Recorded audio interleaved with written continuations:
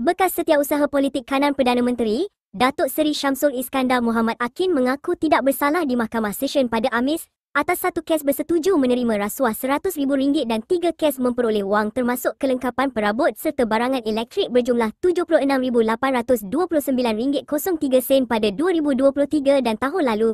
Syamsul Iskandar membuat pengakuan itu selepas semua pertuduhan dibaca di hadapan Hakim, Suzana Husin.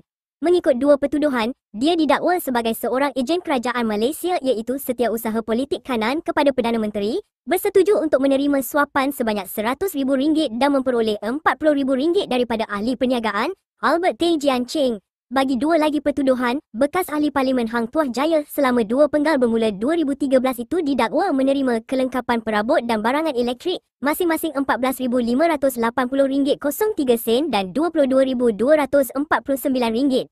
Ia sebagai dorongan membantu syarikat-syarikat Jian Cheng mendapatkan kelulusan lesen penerokaan mineral di Sabah. Hakikatnya perbuatan itu tiada hubungan dengan hal ehwal prinsipal tertuduh.